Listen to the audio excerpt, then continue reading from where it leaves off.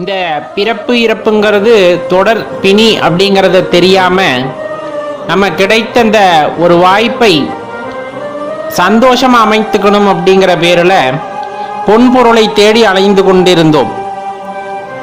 ஏதோ ஒரு காலகட்டத்தில் எந்த ஜென்மாவில் செய்த புண்ணியமோ தெரியல, இறைவனோட அருட்பார்வையின் காரணமாக சிவபெருமானை பற்றி தெரிந்து கொண்டு அவரை தேட வேண்டும் என்ற அந்த ஒரு உள்ளுணர்வின் காரணமாக இன்று சிவபெருமானை வழிபட்டு கொண்டிருக்கின்றோம் என்றால் அதற்கு இறைவனுடைய முழு கருணையும் இருப்பதனால் மட்டுமே சாத்தியம் அப்படிங்கிறத தெரிஞ்சுக்குங்க. இறைவனுக்கு நம் மீது அதீத பாசம், அதாவது ஒரு அக்கறை அப்படின்னு சொல்லலாம். இந்த ஆத்மா மீது உள்ள அக்கறை. பல்லாயிரம் கோடி பேர், பல கோடி ஜீவராசிகள் வாழ்கின்ற இந்த பூமியிலே பிறப்பை அறுக்கக்கூடிய தலைவன் நமக்கு அவரை பற்றிய எண்ணத்தை உண்டாக்கி இருக்கிறார் என்றால் கண்டிப்பா அது அவருடைய கருணை அப்படிங்கறதுல எந்த மாற்று கருத்துமே கிடையாது. இதை பத்தி எதுவுமே தெரியாத கூட்டத்தோட கூட்டமா நம்ம சுத்திக்கிட்டு இருந்திருப்போம். நம்மளுக்கும் தெரிஞ்சிருக்காது, நம்மை சுற்றி இருந்தவர்களுக்கும் தெரிஞ்சிருக்காது. இந்த பிறப்பு இறப்பு அப்படிங்கிறது பெரிய பிணி. இந்த பிறப்பு இறப்பு சுழற்சியிலிருந்து விடுபட வேண்டும்.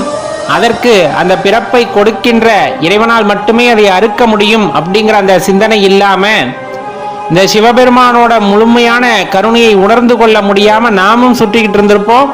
அது மாதிரியான கூட்டத்தில் தான் நாமும் இருந்திருப்போம். ஆனா நம்மளை மட்டும் இறைவன் தேர்ந்தெடுத்து, நம்மை மட்டும் தேர்ந்தெடுத்து நம் மனதுக்குள்ள இந்த பிறப்பு இறப்பு பற்றிய அல்லது அந்த பிணி பற்றிய ஒரு உணர்வை ஏற்படுத்தி இதிலிருந்து நீ மீண்டு வர வேண்டும் அப்படிங்கிற ஒரு எண்ணத்தை உண்டாக்கி இருக்கிறார். அப்படின்னா அது இறைவனுக்கு நம் மீது உள்ள அக்கறையைத்தான் காட்டுகிறது அப்படிங்கிறத தெளிவா தெரிஞ்சு செயல்படணும். எத்தனை பிறவி எடுத்தோமோ தெரியாது, சித்தம் தெளிந்தால் தெரியும். எத்தனை பிறவி எடுக்க போறோமோ தெரியாது.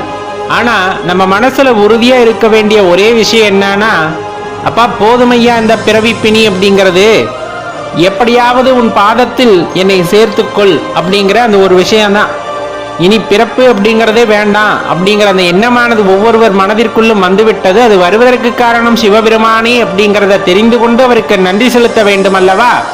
அதைத்தான் எப்பொழுதுமே நன்றியுடன் நினைத்து பாருங்கள், அவருக்கு நன்றி கூறுங்கள் அப்படின்ட்டு நம்ம குறிப்பிடுவது. காரணம் பார்த்தோம் அப்படின்னா எல்லாத்துக்குமே மூல முதல்வன் அப்படிங்கிறது நம்ம சிவபெருமானை சொல்லுவோம். அதை பத்தி தெரியாதவங்களோடையே நம்ம சுத்திட்டு இருந்ததோடு இல்லாம இன்னும் சொல்ல போனா நெருப்புல போட்டு அழிக்கக்கூடிய இந்த உடல் உண்மையானது.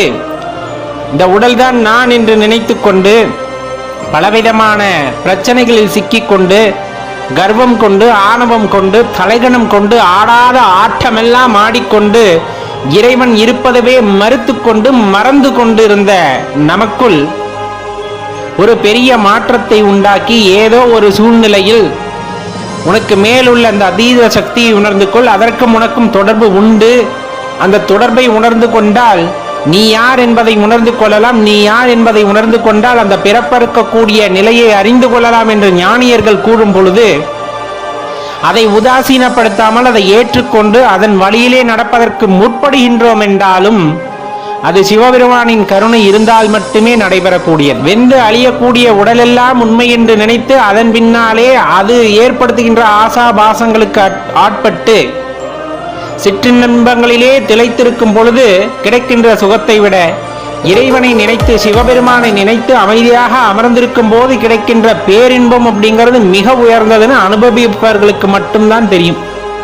அதை சொல்லாலோ ஏதோ ஒரு செயலாலோ விளக்க முடியாது. அதை அனுபவிக்க வேண்டும், அவரவரே அனுபவிக்க வேண்டும் அப்படிங்கிறத தான் தெளிவா தெரிஞ்சுக்கணும். ஏன்னா எல்லாமே உண்மை என நம்பிதானே நம்ம அழிந்து கொண்டிருக்கின்றோம். பார்ப்பவை எல்லாம் உண்மை என்று எதிர்பாலினத்தின் மீது எப்பொழுதுமே ஒரு ஈர்ப்பு, அந்த மாயையிலே சிக்கிக்கொண்டு தவித்துக் கொண்டிருக்கின்றோம். அது உண்மையான இன்பம் என்று. அதுவல்ல உண்மையான இன்பம், அதை தாண்டி உன்னுள்ளே இருக்கிறது பேரின்பம்.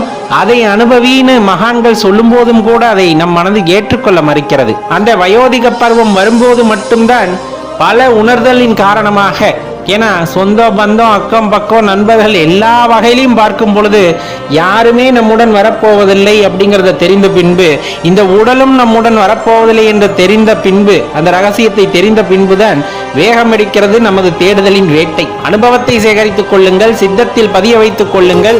சின்ன சின்ன செயல்களில் ஆன்மீக செயல்களில் ஈடுபட்டு அதை எல்லாம் பதிவுகளாக மாற்றும் பொழுது கண்டிப்பா இப்பிறவி இல்லைனாலும் ஏதோ ஒரு பிறவியில நம்ம இறைவனின் பாதத்தை சரணடைய முடியும் அப்படிங்கிறத தெளிவாக தெரிந்து கொள்ளுங்கள் நண்பர்களே. ஓம் நம சிவாய.